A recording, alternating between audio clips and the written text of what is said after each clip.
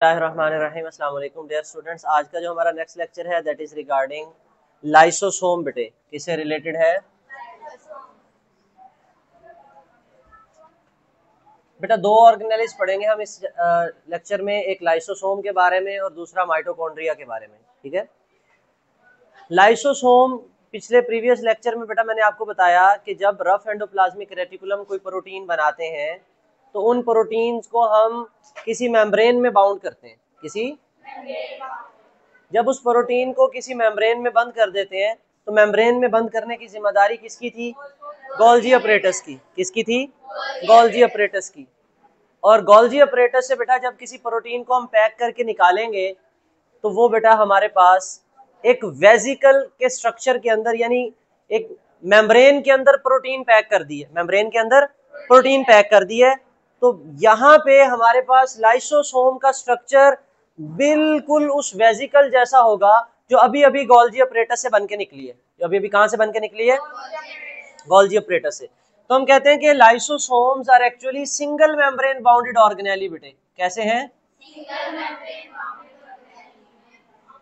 Single membrane bounded organelle. बेटे composition very simple. किस किस चीज के बने होंगे बेटा? इनके अंदर क्या होते हैं बेटा? और वो प्रोटीन बेसिकली इनके पास एंजाइम्स की शक्ल में होती है। यानी वो जो प्रोटीन है वो बेसिकली कौन है? और ये एंजाइम हेल्प करते हैं बेटा डाइजेशन में। किसमें? चीजों को हजम करने में, उनकी ब्रेकडाउन करने में कौन हेल्प करता है? और वो एंजाइम किसके अंदर होते हैं? वो कहते हैं लाइसोसोम का लफ्जी मतलब ही ये लाइसो का मतलब होता है लाइसिस। लाइसिस से निकला है। लाइसिस का मतलब होता है स्प्लिटिंग। स्प्लिटिंग किसे कहते हैं? किसी चीज को तोड़ना, किसी चीज को, उसको स्प्लिटिंग बोलते हैं। और सोम निकला है बेटा सोमा से। सोमा का मतलब होता है बॉडी। ठीक है। तो स्प्लिटिंग बॉडीज सेल के अंदर ये क्या है? स्प्लिटिंग बॉडीज है। सुसाइड बॉम्ब्स है। क्या है ये? Suicide bombs. चलते फिरते खुदकुश हमलावर। मिसाल के तौर पे आपने सुना होगा कि कभी कभार धमाका होता है तो खुदकुश हमला है। सुना है ना? उसमें क्या होता है? और जिसने बम शम बांधा होता है वो खुद ही अपने आप को ब्लास्ट कर लेता है ऐसे। तो same is the case here. It's just kind of suicide bag. चलता फिरता बॉम्ब है ये। जिस ऑर्गेनेली को चाहेगा ये मार देगा। क्लियर? क्यों? इसके पास कुल्हाड़े हैं, इसके पास बंदूक है, क्या है इसके पास? और एंजाइम्स ऐसे हैं कि पावरफुल डाइजेस्टिव एंजाइम्स हैं। उस ऑर्गेनेली के साथ मिलते ही उसकी डाइजेशन कर देंगे। उस ऑर्गेनेली के साथ मिलते ही उसकी क्या कर देंगे? डाइजेशन कर देंगे। अब इनका स्ट्रक्चर बेटे आपको पता चल गया, कोई इतना कॉम्प्लेक्स स्ट्रक्चर। अगर आपने लाइसोसोम बनवाना हो तो हम किसको हुक्म देंगे लाइसोसोम बना दें? गोल्जी अपरेटस को दें या पहले डीएनए को दें? डीएनए को देंगे, उससे आरएनए बनेगा, आरएनए से प्रोटीन राइबोसोम के पास आएगी, राइबोसोम प्रोटीन बनाएगा, प्रोटीन को पैक कर देंगे तो वो क्या बन जाएगा? वो कहते हैं अभी अभी जो लाइसोसोम, मिसाल के तौर पे ये एंजाइम और ये लाइसोसोम जो गोल्जी अपरेटस से बन के निकला है उसको हम नाम देते हैं प्राइमरी लाइसोसोम। क्या नाम देते हैं? Primary lysosome. बेटे अब ये सेल है, सेल के अंदर मिसाल के तौर पे ये न्यूक्लियस है और ये लाइसोसोम है। ये क्या है? अब कोई भी फूड, कोई भी पार्टिकल जो कि सेल के अंदर दाखिल होगा तो सबसे पहले बेटा आपका प्राइमरी लाइसोसोम उस जो भी आने वाला फूड वैक्यूल है, पार्टिकल है, उसको इंगल्फ कर लेगा। इंगल्फ करना समझते हैं? निगल लेना। अब इसका खाने के लिए मुंह तो नहीं है, ये उसके साथ फ्यूज करेगा, जाके मिल जाएगा। जब ये इसके साथ मिल जाएगा तो अगले ही लम्हे आप ये देखोगे कि जो आपका लाइसोसोम है, ये जो फूड वैक्यूल बाहर से आया था वो लाइसोसोम के अंदर है और साथ में उसके कौन पड़े हुए हैं? एंजाइम्स। थोड़ी देर बाद कुश्ती हो रही होगी, लड़ाई हो रही होगी, एंजाइम्स इसकी ब्रेकडाउन कर रहे होंगे। देखते ही देखते अगले लम्हे में ये बेटा इन्होंने ब्रेकडाउन कर देनी है तो आपकी फूड वैक्यूल छोटे छोटे पार्टिकल्स में उन्होंने चेंज कर दी। ठीक है। एंजाइम्स फिर रेडी हैं। अब वो कहते हैं जब आपका प्राइमरी लाइसोसोम किसी फूड वैक्यूल के साथ मिल जाए, किसी फूड वैक्यूल के साथ बेटे मिल जाए, वो कहलाता है सेकेंडरी लाइसोसोम। क्या कहलाता है बेटे? Secondary lysosome. क्या कहलाता है? Secondary lysosome. ठीक है। ये भी बात समझ आ गई? आपको नींद आ रही है? आ रही है। तो ये सेकेंडरी लाइसोसोम्स जो है बेटा, ये बेसिकली फूड वैक्यूल के साथ जम होने के बाद, फूड वैक्यूल के साथ फ्यूज होने के बाद बनते हैं। ये बात समझ आ गई। अगली बात, मैंने अभी बताया कि ये चलते हुए सेल के अंदर ये सुसाइड बॉम्ब्स हैं। क्या मतलब कि बेटा जब जरूरत पड़ती है कोई वॉर्न आउट पार्ट्स है सेल के, वॉर्न आउट का मतलब मिसाल के तौर पे आप काम नहीं करते, आपको वार्निंग मिलती, कल काम नहीं किया आपको क्लास में खड़ा कर दिया जाएगा, आपको डांट पड़ेगी।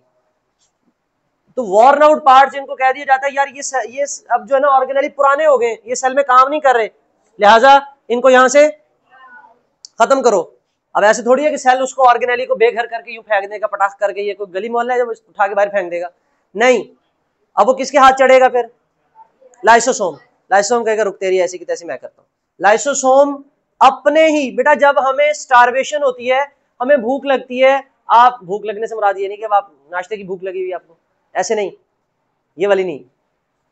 अगर आपको 10-15 दिन से आपको कुछ भी नहीं दिया खाने को, ठीक है, आपकी बत्ती गुल है, अब आपकी बॉडी में कोई स्टोर फूड मौजूद, अब आपके जो है ना लाइसोसोम, वो आपके अपने सेल्स के जो नॉर्मल ऑर्गेनेलीज है उनको तोड़ना शुरू कर देंगे, उनको तोड़ के एनर्जी देंगे सेल को, ठीक है। तो अब बेटा उस अमल को कहते हैं ऑटोफेगी, अपने आप को ही खा जाना ऑटोमेटिकली।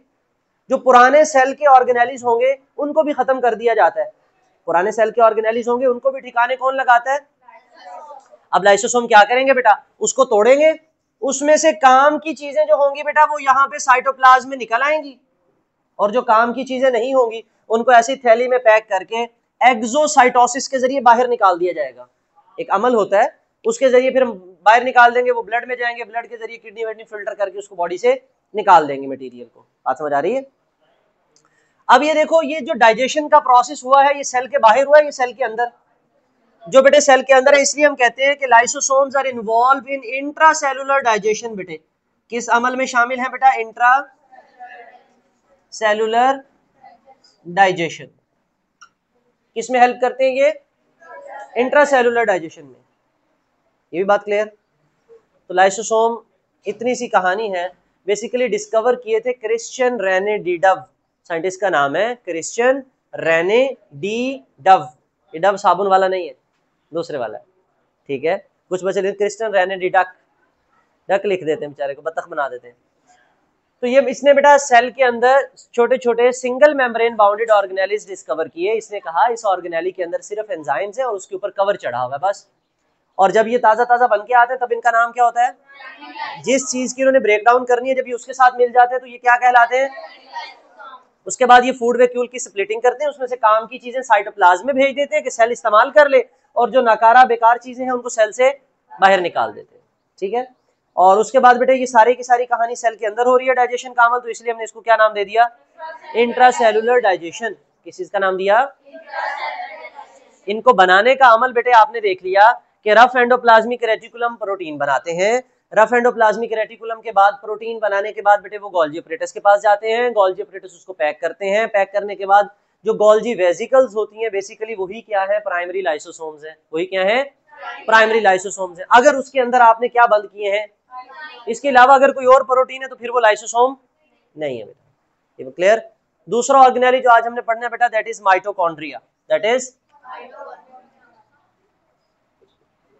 माइटोकॉन्ड्रिया बेटे। अब माइटोकॉन्ड्रिया जो है, अभी तक जितने ऑर्गेनेली पढ़े, single membrane, double membrane bounded, endoplasmic reticulum membrane bounded था जी, लाइसोसोम मेम्ब्रेन बाउंडेड है, माइटोकॉन्ड्रिया मेम्ब्रेन बाउंडेड है, यस। इसका मतलब जो मेम्ब्रेन बाउंडेड है यूकैरियोटिक सेल में है, प्रोकैरियोटिक सेल में है? यूकैरियोटिक सेल में है। इसका मतलब ये प्रोकैरियोटिक सेल्स में मौजूद ना लाइसोसोम उसमें है, ना उसमें बेटे एंडोप्लाज्मिक रेटिकुलम है, ना उसमें माइटोकॉन्ड्रिया है। तो वो तमाम ऑर्गेनेलीज जिनके गिर्द मेम्ब्रेन है वो प्रोकैरियोटिक सेल में बैक्टीरिया या आर्शिया के सेल के अंदर मौजूद नहीं है बेटे। चलें अब माइटोकॉन्ड्रिया के बारे में देखें तो हम कहते हैं it is a double membrane bounded organelle. कैसा है? Double membrane bounded organelle. जैसे हम इसको कह रहे हैं ना ये सुसाइड बॉम्ब है, it is the power house of the cell. ये सेल का क्या है? Power house. सेल को एनर्जी देता है, सेल को एनर्जी देता है। सेल के अंदर एनर्जी बनाने वाले ऑर्गेनेली का क्या नाम है? माइटोकॉन्ड्रिया। क्या नाम है? बाज़ अब हमारे सेल्स में मुख्तलिफ होते हैं, कुछ सेल्स ऐसे जिनको इतनी एनर्जी नहीं चाहिए, कुछ ऐसे जिनको हर वक्त energy, just like that your brain, आपका हार्ट हर वक्त बीट कर रहा है या कभी बीट नहीं भी करता? हर वक्त बीट करता है। हार्ट सेल्स को माइटोकॉन्ड्रिया कम चाहिए ज्यादा चाहिए? जो हर वक्त उसको क्या बना के देते रहे? एनर्जी। अगर माइटोकॉन्ड्रिया की तादाद कम होगी तो एनर्जी कम बनेगी या नहीं बनेगी? आपने रेस्पिरेशन का नाम सुना और उसमें भी एरोबिक रेस्पिरेशन का भी सुना, तो वो जो एरोबिक रेस्पिरेशन की कहानी है वो किसके अंदर चलती है?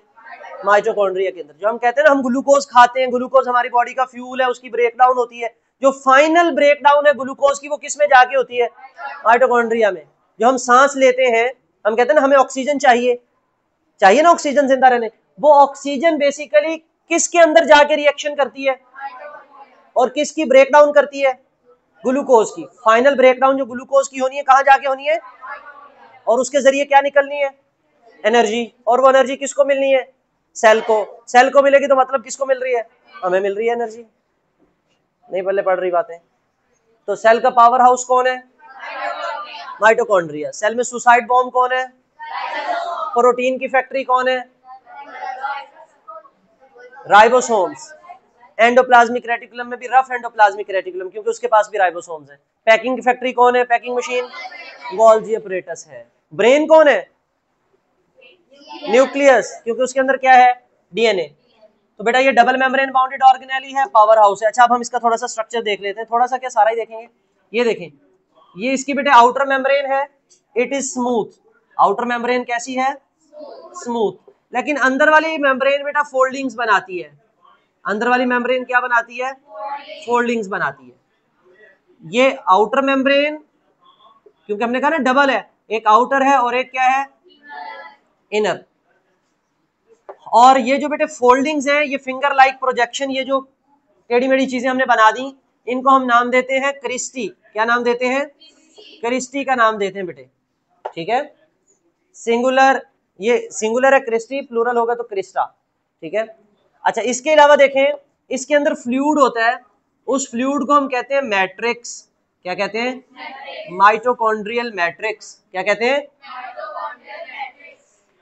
इसके अलावा बेटा आपको मैंने बताया था कि जो माइटोकॉन्ड्रिया है इसके पास इसका अपना डीएनए भी होता है। इसके पास इसका सेल्फ डीएनए। क्या है बेटे? सेल्फ डीएनए है, तो इसका मतलब ये अपना ही क्या बनवाएगा? आरएनए। इसका आरएनए इसके अपने बनेंगे, तो इसका मतलब ये अपनी प्रोटीन खुद बनाएगा। प्रोटीन बनाने के लिए फिर इसके पास क्या होने चाहिए? राइबोसोम्स होने चाहिए। इसके पास अपने राइबोसोम्स हैं और अपना डीएनए है। अपने राइबोसोम्स हैं, अपना डीएनए है। अच्छा अब जो इसके राइबोसोम्स हैं, आपको मैंने यूकैरियोटिक और प्रोकैरियोटिक राइबोसोम्स में डिफरेंस बताया था। क्या डिफरेंस होता है? शाबाश। यूकैरियोटिक राइबोसोम साइज में क्या होते हैं और प्रोकैरियोटिक राइबोसोम साइज में? वो कहते हैं जो माइटोकॉन्ड्रिया है इसके राइबोसोम छोटे वाले हैं, यानी इसके राइबोसोम बैक्टीरिया के साथ मिलते हैं। इसके राइबोसोम जैसे बैक्टीरिया के सेल में राइबोसोम्स होते हैं, वैसे ही राइबोसोम छोटे वाले राइबोसोम किसके अंदर भी होते हैं? माइटोकॉन्ड्रिया में। हालांकि ये यूकैरियोटिक सेल में है, लेकिन सेल में बड़े वाले राइबोसोम है जो सेल के लिए काम करेंगे। जो माइटोकॉन्ड्रिया के अपने हैं वो क्या है? छोटे वाले। क्या? राइबोसोम्स। क्या है बेटा? राइबोसोम्स, जो इसके अपने लिए प्रोटीन बनाएंगे। बेटा इसका अपना डीएनए, अपने राइबोसोम, इस वजह से हम कहते हैं कि माइटोकॉन्ड्रिया एक सेल्फ रेप्लिकेटिंग ऑर्गेनेली है। क्या है? जब जरूरत पड़ती है ये 1 से 2 में खुद ही तकसीम हो जाते हैं। यानी एक ऐसा सेल, मिसाल के तौर पे आपके मसल सेल्स हैं, अभी आप सेडेंटरी लाइफस्टाइल जी रहे हो, आप कोई काम नहीं करते, यहाँ से जाके सारा दिन सोते हो और सिर्फ उठ के काम लिखने का, आपका स्कूल का पढ़ने का होता है और कोई काम नहीं होता। आपको जनाब हम कहते हैं कि आपको शौक हो गया, हमने जनाब बॉडी बिल्डर बनना है, हमने जिम करनी है, हम जनाब आप जिम जाना शुरू हो जाते हो। वहां पे जनाब आप वेट लिफ्टिंग करते हो, डंबल शंबल आपने डोले शोले बनाना शुरू कर देते हो। अब आपके मसल ज्यादा काम कर रहे हैं, कम काम कर रहे हैं? ज्यादा काम कर रहे हैं। इसका मतलब आपके मसल सेल्स को एनर्जी ज्यादा चाहिए, कम चाहिए? ज्यादा चाहिए। तो पहले माइटोकॉन्ड्रिया की तादाद क्या थी? अब सेल को जरूरत है ज्यादा एनर्जी की, तो वो माइटोकॉन्ड्रिया ऑटोमेटिकली क्या हो जाएंगे? डिवाइड हो जाएंगे। तो क्या वो डीएनए को, सेल के डीएनए को कहेगा माइटोकॉन्ड्रिया बना? वो खुद सेल्फ रेप्लिकेटिंग है, वो 1 से 2, 2 से 4 हो जाएंगे, बन गए। माइटोकॉन्ड्रिया तादाद में काफी सारे हो गए, आपने फिर जिम करना छोड़ दी, आप फिर इसी हालत में वापस आ गए जिसमें आज आप बैठे हो, आराम से सुकून वाली जिंदगी में आ गए। अब माइटोकॉन्ड्रिया फालतू है, माइटोकॉन्ड्रिया फालतू। सेल कहेगा ये क्या बेकार चीजें रखी हैं, चलो इनको क्या करो, निकालो, खत्म करो। कौन आएगा खत्म करने के लिए? लाइसोसोम। पुराने माइटोकॉन्ड्रिया को भी खत्म करना किसकी जिम्मेदारी? लाइसोसोम। यही बेटे जो तादाद है ऑर्गेनेलिस की, उनको चेक एंड बैलेंस रखेगा। ठीक है, कम ज्यादा जो कम करने, ज्यादा तो नहीं करेगा ये, कम ही करने के लिए बेटा उनकी ब्रेक डाउन कर देगा। उनकी क्या कर देगा? ब्रेक डाउन कर देगा। फालतू ऑर्गेनेलिस को तोड़ दिया करेगा, सेल को एनर्जी दे देगा। यहां तक कोई question? What is the main function of mitochondria? Mitochondria का मेन फंक्शन क्या है? अभी बताया बेटे, एरोबिक रेस्पिरेशन। क्या है? Aerobic respiration. ऑक्सीजन की मौजूदगी में जो ग्लूकोज की ब्रेकडाउन होती है उसको क्या नाम देते हैं? और एरोबिक रेस्पिरेशन बेसिकली किसके अंदर होती है? This is mitochondria not chondria. ठीक है, और ये प्लूरल वर्ड है। माइटोकॉन्ड्रिया इटसेल्फ कौन सा वर्ड है? Plural. This is its singular is mitochondrion. इसका जो सिंगुलर बनेगा वो क्या बनेगा? इसका जो प्लूरल जो आपके सामने लिखा हुआ है माइटोकॉन्ड्रिया, ये क्या है? इसका प्लूरल। और इसका जो सिंगुलर बनेगा वो क्या बनेगा? माइटोकॉन्ड्रियन।